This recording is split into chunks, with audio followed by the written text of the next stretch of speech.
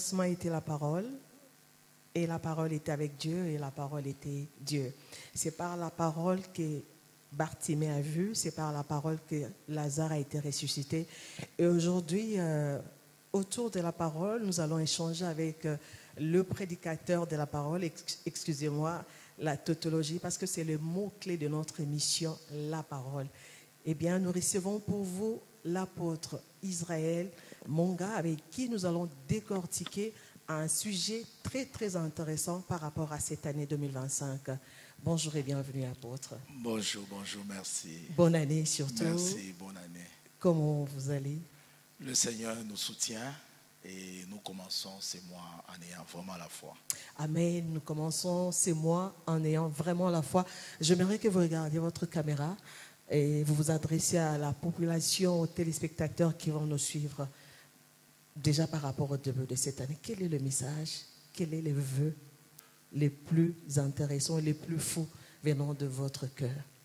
Merci beaucoup. Ceux-là qui nous suivent, soyez bénis. Le thème qui va nous accompagner cette année 2025, c'est le perfectionnement et l'année du surnaturel. Voilà vraiment notre thème. Et de partout là où nous suivons, nous croyons qu'au travers de cette émission, vous allez avoir le surnaturel. Ah, je me sens déjà béni à travers ces thèmes, oui. Le perfectionnement et le surnaturel. Oui. Pourquoi ces thèmes en 2025?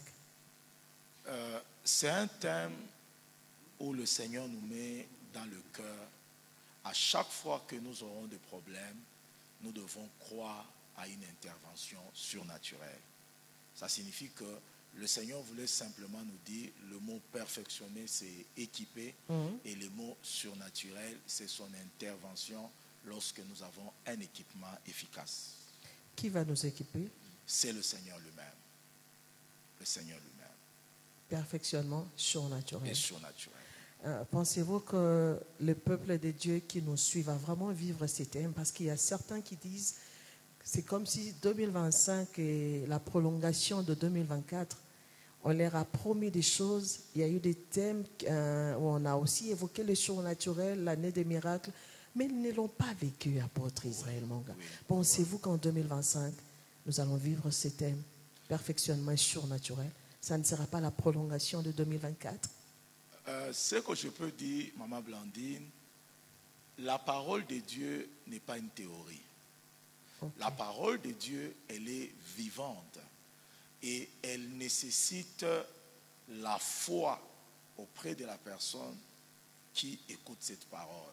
C'est pourquoi le Seigneur m'a dit de dire à tous ceux-là qui m'entendent, ne commencez pas cette année déprimés. Ne commencez pas cette année avec des fardeaux et des tristesses. Mettez les problèmes que vous avez à côté, mais faites confiance en Dieu. Il est le Dieu du surnaturel. J'ai retenu deux choses. Ne commencez pas cette année déprimé. Exactement. Ne commencez pas cette année avec la tristesse. Exactement. Papa, expliquez un peu.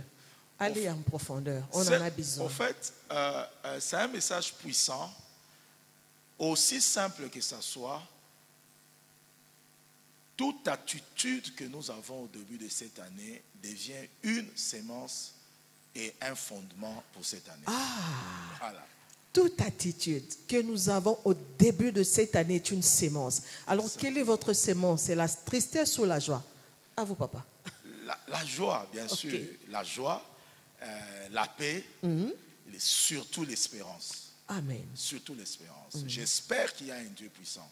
Amen. J'espère que si hier ça n'a pas marché, aujourd'hui ça marchera.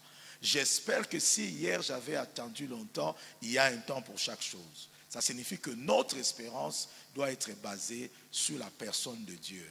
Ça ne doit pas être basé sur nos propres pensées, ça doit être basé sur nos peurs, nos doutes, mais lorsque Dieu fait une promesse, le Seigneur l'accomplit. Donc pour moi, cette année, tes actions, ton attitude, devient une sémence qui détermine la continuité de l'année.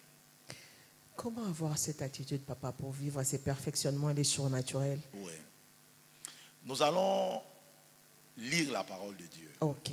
Je crois que la parole de Dieu va nous aider à donner des principes actifs qui nous permettra d'aider ceux-là qui nous entendent. De partout là où vous nous suivez, soyez bénis. Amen. Et que cette année commence avec la foi et l'espérance. Amen. Ne soyez pas déprimés. Ne soyez pas. Et surtout, épargnez-nous la tristesse. Amen. Le premier texte, c'est le livre de Job. Job 38. Maman Blandy, vous pouvez nous lire à partir du verset 33. Job 38, à partir du verset 33, j'ai lu au nom du Seigneur. Connais-tu les lois du ciel? Règles-tu son pouvoir sur la terre? Voilà. La Bible dit, connais-tu les lois du ciel? Et ces lois-là règlent son pouvoir sur la terre. Ça signifie que c'est Dieu qui parlait à Job pour essayer de raisonner à Job. Et il libérait dans la vie de Job un principe. Est-ce que tu connais les lois du ciel? Le mot loi peut être remplacé par le mot principe. Ça signifie, est-ce que tu connais le principe du ciel qui te permet de gouverner la terre? En d'autres termes, le Seigneur disait à Job, tu dois savoir que ce n'est pas la terre qui exorce le ciel, mais c'est le ciel qui exorce la terre. Reprenez un peu, papa, c'est tellement intéressant. Oui. Reprenez pour ce peuple de Dieu qui nous suit. Ceux-là qui m'entendent, suivez-moi très bien. Au fait, le Seigneur disait à Job, tu ne dois pas négliger ces principes. Ce n'est pas ce qui se passe sous la terre qui gouverne ce qui se passe dans le ciel. C'est le ciel qui exorce la terre, c'est le ciel qui gouverne la terre. Qui dit ciel, dit spirituel. Exactement. C'est ce qui est spirituel qui gouverne ce qui est matériel. Beaucoup de gens se trompent sur ce point. À ce niveau-là. Donc c'est le spirituel qui a préséance sur le physique. Et je dirais même que c'est le spirituel qui produit le physique. Ok, intéressant. Ça signifie en d'autres termes, si quelqu'un ne touche pas le spirituel, ne pourra pas gouverner sur la terre. Et je vais dire quelque chose de très important, Maman Blandine, vous devez savoir que tous ceux-là que vous appelez grands sur la terre, dirigeants de la terre, tous ceux-là qui dominent, tous ceux-là que vous appelez stars, des gens qui bougent le monde, ont une spiritualité. Mais laquelle? Question mark. Exactement. Je vais utiliser le mot surnaturel. Ok. La Bible dit à Moïse, Moïse, prends le bâton, tu jetteras devant Pharaon. Et tu diras à Pharaon, laisse aller les enfants d'Israël.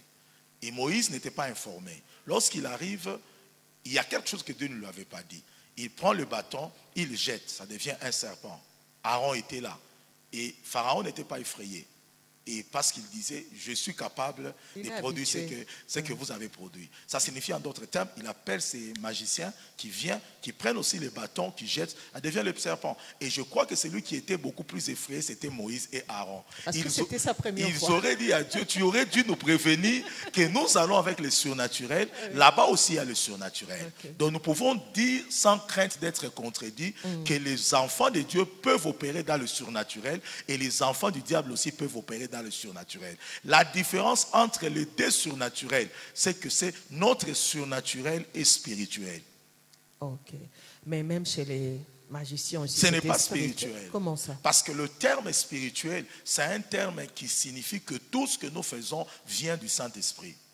Ah non. Ce n'est pas l'information qu'on a. Quand on parle du spirituel, on voit et du côté chrétien et du côté... Non, lorsqu'on parle de la spiritualité, c'est, comment je peux dire, pour nous les chrétiens, la spiritualité a pour source le Saint-Esprit. Ça signifie que pour nous, notre spiritualité, lorsqu'on dit un homme devient spirituel, lorsque la Bible dit l'homme spirituel, la Bible ne fait pas allusion à d'autres esprits que le Saint-Esprit. Okay. Mais les gens qui sont dans le monde des ténèbres peuvent aussi opérer dans le monde spirituel, mais ce n'est pas une spiritualité pour eux. Ils produisent le surnaturel en quelque sorte, bien qu'ils opèrent dans le monde spirituel. Donc pour nous, tout ce qui est spirituel, c'est tout ce qui vient du Saint-Esprit. Amen. Et c'est ça la différence. Ils peuvent utiliser un esprit maléfique, ils peuvent utiliser un esprit démoniaque. Pour moi, la véritable spiritualité, c'est celle qui vient du Saint-Esprit. Si je vais dire en d'autres termes encore que tous ces dirigeants qui ont, qui ont la spiritualité, leur spiritualité n'est pas une spiritualité qui vient nécessairement du Saint-Esprit. C'est ce que je vais dire en d'autres termes. Donc pour moi, personne ne peut arriver à gouverner le monde à dominer sur le monde, à exercer son pouvoir sur la terre, à réglementer la terre s'il ne connaît pas les lois spirituelles. Et c'est comme ça que pour moi, la première loi spirituelle qui permet de gouverner, c'est le principe de la foi. Le principe de la foi. Pourquoi la foi? La première des choses que je peux dire en termes simples, notre Père qui est Abraham, qui est le patriarche, qui est le fondement de la nation d'Israël, au travers lui et au travers la mort de Christ à la croix, nous les païens, nous avons été bénis. Le Seigneur ne l'a pas appelé le Père de la puissance, il ne l'a pas appelé le Père de dons, mais il l'a appelé le Père de la foi. Ça signifie que la manière dont Dieu a vu Abraham, il a vu d'abord par rapport à la foi. La structure qu'on appelle la nation d'Israël qu'il a bâtie, il a fait par la foi. C'est pourquoi sans la foi, il est difficile de marcher avec Dieu. Donc si nous voulons opérer dans les surnaturels cette année, nous avons comme premier principe la foi. La foi. Mais est-ce que d'une manière simple, apôtre Israël, vous expliquez aux gens c'est quoi la foi? D'une manière vraiment simple, pragmatique. La foi, maman, c'est une ferme assurance des choses qu'on espère et une démonstration de ce qu'on ne voit pas. Et je peux le résumer en 2 mots. La foi est une attitude et la foi est une action. La foi est une attitude, la foi est une action. Oui. L'attitude, c'est l'assurance. L'action, c'est la démonstration. Et les 2 choses sont cachées dans la définition. Donc, en d'autres termes, pour moi, nous ne pouvons pas oser commencer cette année et ce mois de janvier sans la foi. On ne peut pas commencer cette année sans espérance. Et c'est pourquoi tous ceux-là qui m'entendent, quel que soit le combat que vous avez, quelles que soient les difficultés que vous avez, croyez en Dieu. Ne déprimez pas. Ne vous posez pas beaucoup de questions. Croyez simplement, vous allez vivre votre miracle. En tout cas, croyez seulement, ne désespérez pas, Oui. vous allez vivre votre miracle. Papa, je reviens encore sur la même question, la prolongation. Vous savez combien de chrétiens, combien de fidèles, même ici à l'église, avaient la foi? Oui. Hébreux 11, 1, non? Oui. Vous venez de l'expliquer, une ferme assurance, mais qui n'ont pas vu ces choses qu'ils désiraient tant arriver. Oui. Est-ce qu'il y a une autre manière de vivre cette foi, de la déclarer? Vous avez Certaines personnes diront, non, c'est du déjà dit, c'est du déjà entendu. Comment je peux essayer d'amener la profondeur dans ce que je dis? La foi est une ferme assurance des choses qu'on espère et une démonstration. Et elle ne sera jamais dévaluée. Mais la foi est exprimée au niveau de notre cœur. La Bible dit ceci, c'est en croyant du cœur, qu'on parvient à la justice. Lorsque Dieu regarde son église, lorsque Dieu regarde les gens, est-ce que réellement ces personnes-là ont la foi? Et je crois que c'est à ce niveau-là que nous devons commencer à expliquer les choses. Quelqu'un qui a un cœur déprimé n'a pas une bonne foi. Parce que la véritable foi est domiciliée dans le cœur. C'est comme si le cœur, c'est une maison et la foi, c'est une personne. Le cœur, c'est une maison et la foi, c'est une personne. La foi qui justifie, la foi qui produit les miracles passe par 3 principes. Le cœur, la foi et la bouche. C'est en croyant du cœur qu'on est justifié. Maintenant, c'est en confessant de la bouche que cette justification produit le salut. Et les problèmes que nous avons avec les gens, ils ne voient pas le salut. Le salut signifie l'effet d'avoir la réponse par rapport au problème qu'on a. C'est l'effet d'être sauvé dans une situation. C'est l'effet de sortir d'une situation. C'est ça le salut. Alors on a affaire à 3 choses. On a affaire à la foi, on a affaire à sa maison et on a affaire à la bouche. Et c'est comme ça que la foi évolue. Maintenant, j'ai remarqué beaucoup de chrétiens prient mais déprimés. Beaucoup de chrétiens prient avec des blessures du cœur. C'est la vérité. Beaucoup de chrétiens prient avec des soucis. Je vais le démontrer de manière biblique. Pourquoi beaucoup de gens disent qu'ils croient, en réalité ne croient pas. Nous allons prendre rapidement le livre de Exode 6 et je vais le lire rapidement. Que ceux-là qui me suivent, soyez bénis, que le Seigneur vous donne une véritable foi. Amen. Alléluia. Amen. Ne soyez pas déprimés. Exode 6 à partir du verset 5. Vous pouvez lire. J'ai entendu les gémissements des enfants d'Israël que les Égyptiens tiennent dans la servitude et je me suis souvenu de mon alliance. Oui, verset 6. C'est pourquoi, dis aux enfants d'Israël, Oui. je suis l'Éternel, je vous affranchirai des travaux dont vous chargent les Égyptiens, je vous délivrerai de leur servitude et je vous sauverai à bras étendus et par des grands jugements. Oui, Verset 7. oui, Je vous prendrai pour mon peuple, exactement. je serai votre Dieu, Oui, et vous saurez que c'est moi, l'Éternel, votre Dieu, qui vous a franchi des travaux dont vous chargent les Égyptiens. Verset 8. Je vous ferai entrer dans le pays que j'ai juré de donner à Abraham, à Isaac et à Jacob. Je vous le donnerai en possession, moi, l'Éternel. Oui, verset 9. Ainsi parla Moïse aux enfants d'Israël, mais l'angoisse Ok. et la dure servitude les empêchèrent d'écouter Moïse. Vous avez entendu à ce niveau-là. Et la dernière phrase, la Bible dit, mais l'angoisse et la dure servitude les empêchèrent d'écouter Moïse. Et c'est Dieu qui disait, je vous affranchirai des travaux pénibles qui vous ont imposé les Égyptiens, car je suis l'Éternel qui vous délivre. En d'autres termes, c'est Dieu qui dit, écoute, il y a ça, vos pères ont fait ça, j'ai promis ça, j'ai une alliance avec vous, malgré tout ce que Pharaon a fait. Moi, l'Éternel, je vais vous délivrer. Et vous allez lire, la Bible dit clairement, l'angoisse et la dure servitude les a empêchés d'écouter. Parfois, vous croyez que les gens entrent à l'église, ils écoutent. Parfois, ils peuvent être assis dans le temple, ils n'écoutent pas, ils pensent à autre chose. Ils sont dans leurs problèmes au lieu de regarder à l'Éternel. Ce qui fait que Satan sait multiplier les briques, n'est pas donner la paille. Il sait que ces gens-là vont s'élever contre Dieu. Les cœurs de quelqu'un, Maman Blandine, qui a connu des chocs après chocs, le cœur de quelqu'un qui a connu les rejets, qui a connu des moments difficiles, c'est un cœur qui a tellement été torturé qu'il n'a plus le temps de croire. Il peut venir à l'église, il peut chanter, il peut prêcher, mais le cœur est en train de saigner. C'est pourquoi la Bible dit, garde ton cœur plus que toute autre chose, parce que de lui viennent les sources de la vie. Ça signifie que la vie que vous voyez vient du cœur, mais la foi qui produit les miracles vient aussi du cœur. Il y a des moments où le diable n'attaque pas la foi, mais il attaque la maison qui s'appelle cœur. Parce qu'une foi sans un cœur établi, ce n'est pas une foi qui est agréable à Dieu.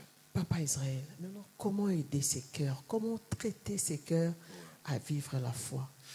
Et c'est pourquoi je dis à ce niveau-là, Dieu dit, ne déprimez pas. Il ne parle pas de la foi, il parle du cœur. Beaucoup de personnes ont des choses dans leur cœur, maman.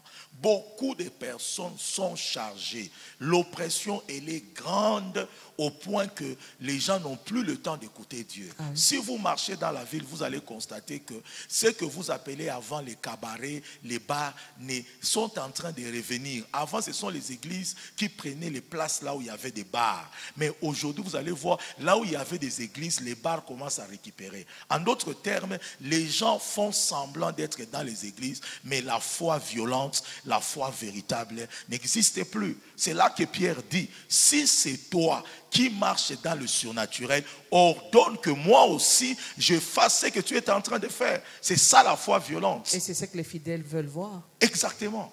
Ils doivent avoir une foi qui ne se laisse pas faire. Qui ne se laisse pas faire. En d'autres termes, nous traversons un moment où on appellera l'apostasie. Ça signifie c'est de manière intentionnelle que le Seigneur laisse Satan éprouver la foi de l'Église. Ah, c'est des manières intentionnelles. Pourquoi il le fait? Parce que le Seigneur doit être sûr de ceux-là avec lesquels il est en train de Donc marcher. ça voudrait dire que ce n'est pas tout le monde qui vivra le surnaturel. Ce n'est pas facile. Exactement. C'est pourquoi le souhait de Dieu ne garantit pas notre bénédiction. Là, c'est profond. Oui. C'est tellement compliqué. Exactement. Le souhait de Dieu ne Ne garantit, garantit pas notre bénédiction. Dieu Comment souhaite ça? que le monde entier soit sauvé. Ce n'est pas pour autant que le monde a été sauvé. La Bible dit quiconque croit est sauvé. Ça signifie en d'autres termes, la Bible dit combattez le bon combat de la foi. On n'a pas dit combattez le combat des combats. On a dit combattez le bon combat de la foi. Pourquoi le bon combat de la foi? Ça signifie que le combat du dernier temps, ce n'est pas un combat d'être à l'église, mais c'est un combat d'être à l'église et de se maintenir dans sa foi. Reprenez un peu, papa. J'ai dit en d'autres termes, la Bible dit combattez le bon combat. Si je prends le terme combat spirituel, en réalité, un homme ne peut pas combattre le diable. Parce que le diable est esprit et l'homme est dans la chair. Un homme ne peut pas combattre un esprit. Un homme ne peut combattre un esprit qu'au travers de la foi.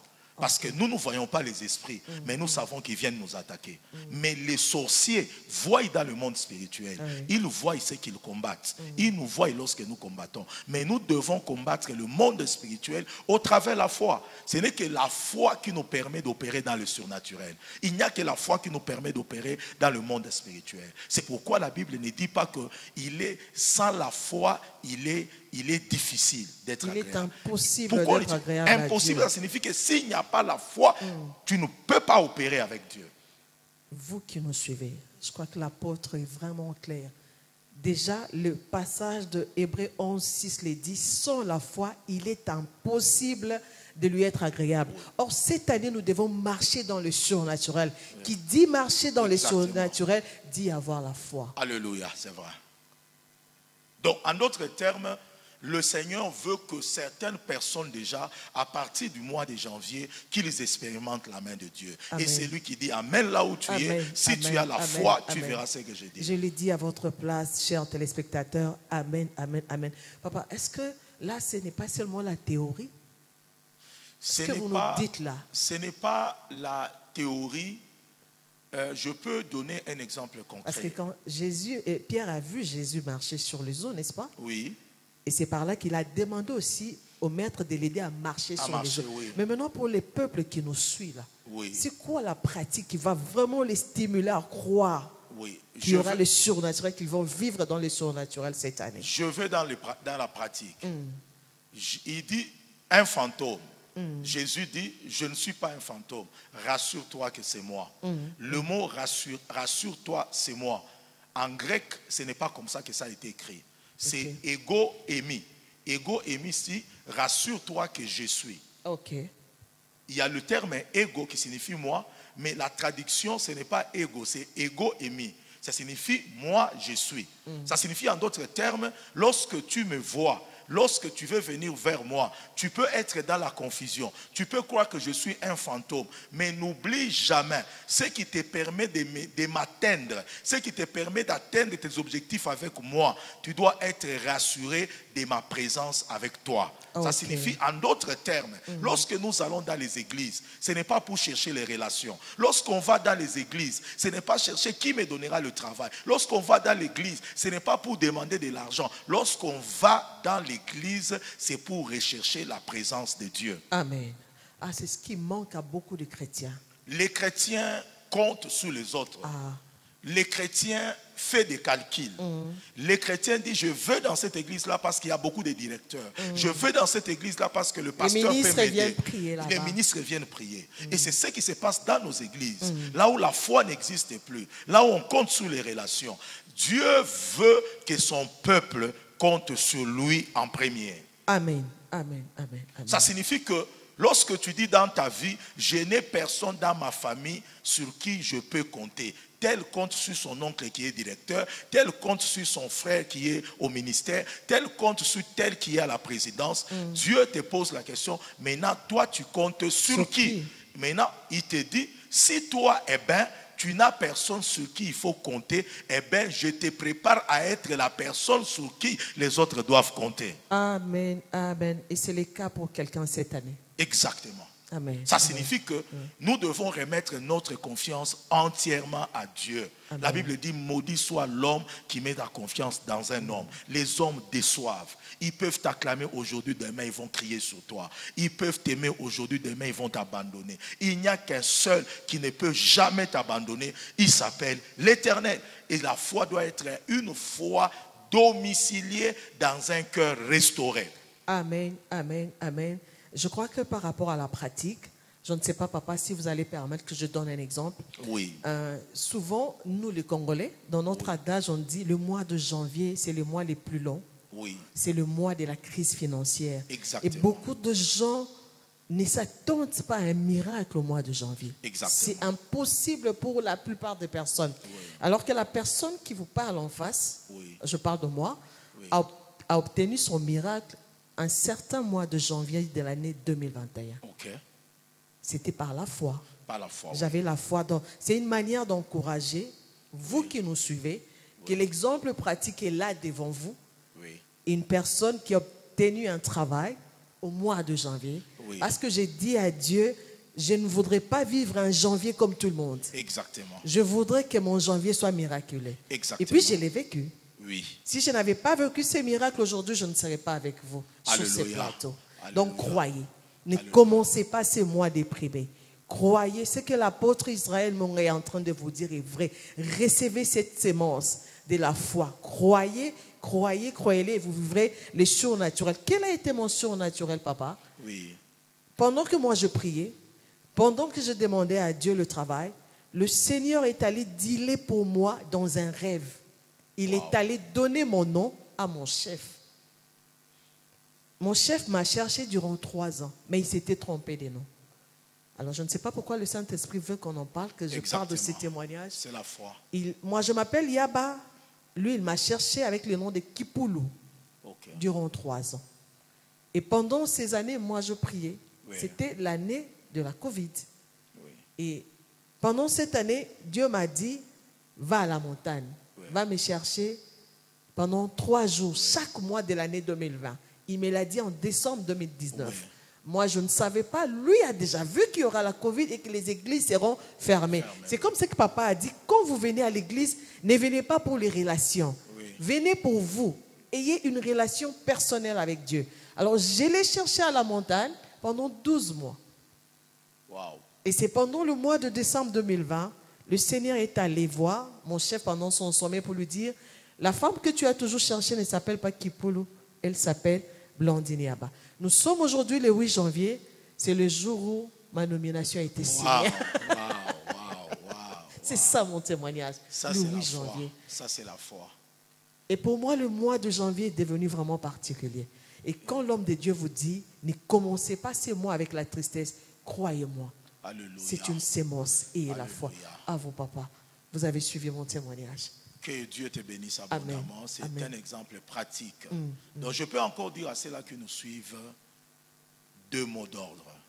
La foi et l'espérance. La foi est la grande sœur, l'espérance est la petite sœur. On ne peut pas parler de la foi sans l'espérance. On ne peut pas parler de l'espérance sans la foi. Mais d'autres le définissent comme un seul mot, la foi égale à l'espérance. Je veux le résumer en 2 mots, maman Blandine. La Bible dit ceci dans les livres de Marc 11. Tout ce que vous demanderez en priant, croyez que vous l'avez reçu. Et puis 2, vous le verrez s'accomplir. Il y a 2 temps. Croyez que vous l'avez reçu, c'est le présent. Vous le verrez s'accomplir, c'est le futur. La foi est liée au présent. L'espérance est liée au futur. Ça signifie que la foi consiste à recevoir spirituellement la chose que tu attends de Dieu dans le présent. C'est ce qu'on appelle le sens des choses qu'on espère. Ça signifie en d'autres termes, tu reçois la substance de la chose spirituellement et tu gardes cette substance en ayant l'espérance qu'elle va se manifester dans le jour qui vient. Ça signifie la véritable foi s'accomplit dans le présent. Amen. Ça signifie que si je demande le travail, j'ai déjà le travail Je dois en déjà esprit. croire que j'ai le Donc, travail. lorsque vous priez pendant toute l'année, vous aviez déjà le travail. Ok. Mais c'est votre espérance qui vous a permis de persévérer jusqu'au jour où on vous a appelé par le chef en disant « je m'étais trompé le nom ». Donc, on reçoit d'abord la substance de la chose et puis la chose se manifestera physiquement. C'est pourquoi la foi saisit les choses en esprit et l'espérance, c'est le temps que ces choses-là se manifestent physiquement. Restons par rapport à l'espérance, papa. Oui, Les temps là. oui. C'est là qu'il y a des C'est combats. là qu'il y a de combats. C'est là qu'il y a Vous des imaginez, combats. moi, Dieu me demande d'aller Oui. chaque mois à la montagne en Oui. 2019, Oui. mais le travail est venu en janvier Exactement. 2021. Exactement. Est-ce le cas pour tout le monde? C'est là que... Il n'y a pas de tic au tac pour certains? Non, en fait, comment je peux expliquer ça? En fait, la foi a trois dimensions. OK? La foi, comment je peux dire, elle commence dans votre pensée. Et puis deux, elle est confessée par votre bouche. Ok. Elle commence dans la pensée, Oui. elle est confessée dans la bouche. Dans la bouche. Ok. Ça signifie en d'autres termes, la première étape n'a jamais été difficile. Dieu dit, tu crois à toi-même. Ah. Mais elle est intérieure. Et des fois, on croit que c'est Voilà, c'est elle est demain. intérieure. Elle est intérieure. Maintenant, elle ne peut pas s'arrêter à ce niveau-là. Tu dois maintenant commencer à confesser cela, à la proclamer. Maintenant, lorsque tu la proclames, la chose n'est pas là. Maintenant, le monde te pose la question. Ce que tu es en train de dire, est-ce que tu l'as? Est-ce que tu peux avoir ça? C'est là le grand C'est là problème. que vient le doute, c'est là que vient le qu'est-ce que c'est, qu'est-ce que les gens vont dire. Si je dis que j'aurai ceci, je vais me marier l'année prochaine. Maintenant, si le mariage ne vient pas, c'est là que vient le doute. Prolongation. Voilà. C'est là que vient le doute. Oui. Maintenant, c'est ce qu'on appelle l'épreuve de la foi. L'épreuve de la foi. Ah, donc la foi aussi est une épreuve. Exactement, c'est l'épreuve de la foi. C'est là que beaucoup de personnes échouent. La foi a aussi une épreuve. Exactement. Retenez-le. La foi a une épreuve. Donc, ce que tu dis aux gens, Dieu fera. Les gens attendent. Et je donnerai l'exemple de pasteur David Yongisho. Yongisho avait demandé à Dieu un vélo du type américain. Alors, Vous papa, pouvez lire ça. ce n'est pas tout le monde qui connaît Yongisho. Ouais. Juste en quelques mots, c'est qui Yongisho? Yongisho, c'est un père. C'est lui qui avait la plus grande église à Corée. C'est parmi vraiment des géants de l'évangile. Donc, c'est lui qui a eu la première fois une église de 1 million de personnes en Corée. C'est un homme qui a écrit beaucoup de livres sur la prière. Un pays où le bouddhisme bat son Il plein. était avant bouddhiste, il a été sauvé miraculeusement de la tuberculose et il est devenu un grand prédicateur. Ok. Et c'est un homme qui a révolutionné le monde dans la prière. D'accord. Merci pour Donc, cette c'est un petite Coréen. explication. Ok. Et cet homme-là, Dieu lui a dit pendant ces moments difficiles, je te donnerai un vélo, donne-moi un vélo du type américain. Il a même dessiné le vélo et il a demandé à Dieu avec tous les détails possibles. Ok. Et puis après un temps, un missionnaire américain était en train de partir, il avait le même vélo, il a fini par le voir et lui a donné ce vélo. Mais avant, il a commencé à confesser cela. Il disait à ses enfants, j'ai béni le Seigneur parce qu'il m'a donné un vélo, il m'a donné une table et il a béni le Seigneur. Alors que le vélo était encore invisible. Il n'y avait rien. Et puis à la fin du culte, ses enfants l'ont suivi en disant, papa, nous voulons aller à la maison pour voir le vélo et la table que tu as dit. Finalement, ils ont commencé à l'accompagner. Il dit, mais je serai un menteur devant ses enfants. Oui. Et puis il a dit à ses enfants, je suis enceinte du vélo. Wow. Je suis enceinte de la table. Est-ce que les enfants ont compris? Et là, maintenant, ils ont compris, ils ont commencé à rigoler. Papa est enceinte du vélo. En réalité, la chose que nous demandons à Dieu, c'est comme une femme qui est enceinte. Ok. Vous ne voyez pas le bébé, mais le bébé est là. Et c'est ça la foi. Ok. Vous avez la substance et il faut 9 mois qui est le chiffre de l'épreuve pour que l'enfant puisse sortir. Et 9 mois, c'est 40 semaines. Ce qui fait que, de manière générale, à chaque fois que Dieu vous demande d'avoir la foi, vous avez la chose comme un bébé, mais vous devez marcher en ayant l'espérance. Et après 40 ans ou 40 jours, la chose peut se manifester. Donc, en ce moment-là, une femme qui est enceinte, il a le bébé, mais ce bébé, vous ne l'avez pas encore. Dieu lui a déjà donné, mais il ne l'a pas encore touché. Le bébé est là. Et pendant ce temps-là, les 9 mois, on peut avoir un avortement, on peut avoir des fausses couches. Donc pour moi, je vais dire à ceux-là qui m'entendent, ayez une foi vivante, ayez une foi violente. Dieu n'est pas un menteur. Quelle que soit la tempête qu'il y a dans votre vie, Dieu est capable d'accomplir ce qu'il a dit. Ce qu'il n'a pas fait l'année passée, il peut le faire cette année. Donc la seule attitude pendant l'épreuve de la foi, c'est toujours de croire. De croire et d'avoir un cœur restauré. Parlons du surnaturel encore. J'aime bien le mot. Vraiment que Dieu soit béni pour ces thèmes. Merci pour l'inspiration. Merci au Saint-Esprit. Les surnaturels, là, comment on va les vivre? Je vais donner un exemple rapide. Je faisais la délivrance d'une sœur, Maman Blandine, ça a pris 3 ans. Et pendant les 3 ans, j'ai constaté quelque chose qui n'allait pas. Malgré les démons qu'on a chassés, malgré les esprits démons qu'on a chassés, elle tombait parfois là où elle allait. Okay. Si elle va au travail, elle tombe. Et lorsqu'on la ramène à l'église, elle dit non, pendant que j'étais en train de travailler, j'ai vu un cobra qui est entré en moi, je suis tombé. Okay. Lorsqu'elle va quelque part au marché, elle tombe.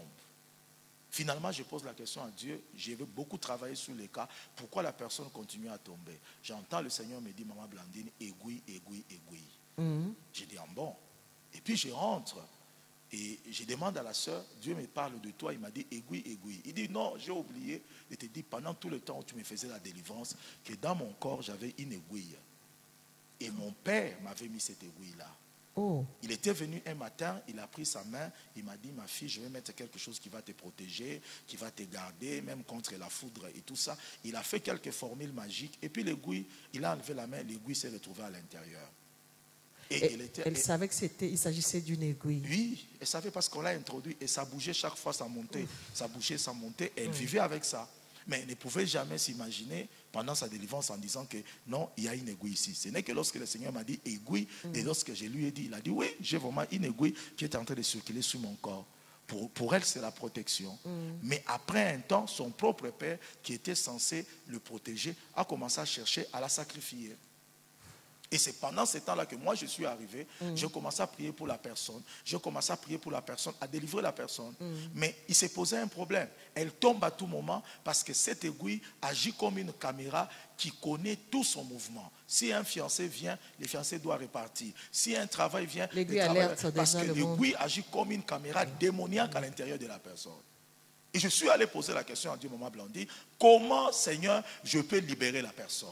Le Seigneur me dit, comment on a introduit l'aiguille par ces gens? J'ai dit non, c'est un occultiste, c'est un marabout qui a fait les incantations. Il dit maintenant, toi aussi, tu es capable. Parce que la sœur disait, chaque fois que le médecin veut opérer, retirer l'aiguille, l'aiguille disparaît. Lorsqu'on essaye maintenant de fermer, l'aiguille réapparaît. Ça signifie que c'est une aiguille démoniaque. Comment toi, homme de Dieu, tu es capable, toi aussi, de retirer ça? Et c'est là qu'a commencé le véritable problème. Ceux-là qui me suivent, soyez bénis, vivez le surnaturel. J'ai mis ma main, je commence à prier, dit Seigneur, par l'autorité du nom de Jésus, ils ont introduit cette aiguille de manière magique, par la puissance du nom de Jésus et la parole de Dieu. J'ordonne à cette aiguille de sortir au nom de Jésus. Parole contre parole. J'enlève ma main comme ça, et lorsque j'enlève ma main, il n'y avait rien. Et j'étais en quelque sorte un peu confus et déçu. Pendant que j'ai donné le dos à la sœur en disant, on va se voir demain, elle était assise sur le canapé et je m'en vais. Pourquoi est-ce que vous étiez déçu? Vous vous attendez à un tic-au-tac qu'elle dise, non, je ne sens plus l'aiguille. Oui, je voulais le tic-au-tac. Mais dans quelques 2, 3 secondes, 4, 5e seconde, je donne le dos en disant, on se voit demain en train de me poser des questions. Elle crie, aïe, aïe, aïe, aïe, aïe, là où elle était assise. Je tourne, il me dit, aïe, aïe, j'ai mal ici. Je dis, c'est quoi? Il dit, regarde, l'aiguille, l'aiguille. L'aiguille est réapparue sous la peau. Il n'y avait pas de sortie et l'aiguille était là. Elle avait peur. J'ai pris les papiers mouchoirs, j'ai tenu l'aiguille et j'ai mis à côté. Une aiguille physique. J'étais tourmenté. J'étais tourmenté. Et le Seigneur m'a dit, sache que en daté de cet instant, que ma parole est plus forte que la parole des magiciens. Ma parole est plus puissante que la parole des sorciers. Là où un sorcier a introduit quelque chose de manière incantatoire, la parole de Dieu est capable de la faire sortir. Est capable de la faire sortir aussi spirituellement. Je prends un exemple, ceux-là qui me suivent. La Bible déclare, pendant qu'ils étaient en train d'élargir l'espace, les fils des prophètes, pendant qu'ils coupaient avec la hache, le métal est tombé dans l'eau. on pose la question à Élie. Père, toi tu es là, comment on peut récupérer? Il demande un bois, il prend le bois, il le jette dans l'eau. Le bois saisit le métal et ça fait monter le métal à la surface et il le récupère. Ça, c'est le surnaturel. Ça, c'est ce qui doit accompagner la parole de Dieu. On ne peut pas prêcher, Maman Blandine, la parole de Dieu comme une histoire. Derrière la parole de Dieu, il y a la puissance et il y a le surnaturel. Nous courons derrière les temps, il nous reste un peu de minutes. Papa Israël, Oui. aujourd'hui les fidèles disent que le surnaturel est un apanage de serviteurs de Dieu, ceux-là qui nous prêchent la parole. Oui. Est-ce qu'eux aussi peuvent vivre ces surnaturels-là? Mais exactement. C'est ce qu'ils disent souvent, que c'est seulement eux, c'est leur apanage. Le surnaturel n'est pas lié à être homme de Dieu. La Bible dit, quiconque croit verra la gloire de Dieu. Si tu crois, tu verras. Il ne s'adressait pas à un pasteur, il ne s'adressait pas à un bishop, il s'adressait à Marthe. Il dit, Marthe, ne t'ai-je pas dit, si tu crois, tu verras la gloire de Dieu. Marthe n'était pas un pasteur. Alléluia. Marthe n'était pas pasteur. Ne t'ai-je pas dit que si tu crois, tu verras la gloire? Alors papa, un dernier mot, un message par rapport à ces peuples de Dieu qui nous suivent. Ce n'est qu'une première partie. Oui. Par rapport au perfectionnement surnaturel. Oui. Le surnaturel n'est pas seulement une option pour les pasteurs, Oui. ni pour le prophète, ni pour les bishops. C'est notre affaire à nous tous. Exactement. Votre mot à ceux-là qui Je vous suivent. veux dire à ceux-là qui m'entendent, Moïse a jeté les bâtons. Toi qui m'entends, je ne sais pas l'oppression que tu as. Toi qui m'entends, je ne sais pas ce qu'on a mis dans ton corps. De la même manière, cette aiguille était sortie. De la même manière, ça soit la maladie, ça soit l'oppression, ça soit quelque chose qu'on a mis dans ton corps, que cela libère ta santé au nom de Jésus. Amen.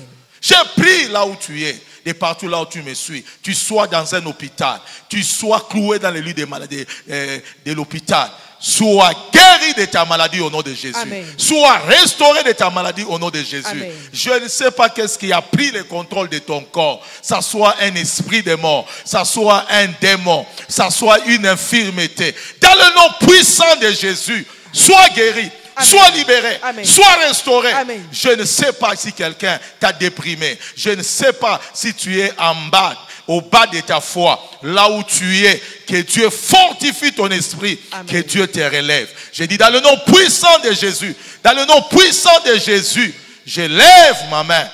Quiconque y a des combats, des réclamations de famille, des géants de famille, des blocages de travail, je déclare là où tu es, ton travail est restauré.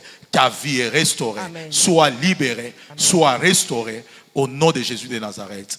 Et je dis Amen.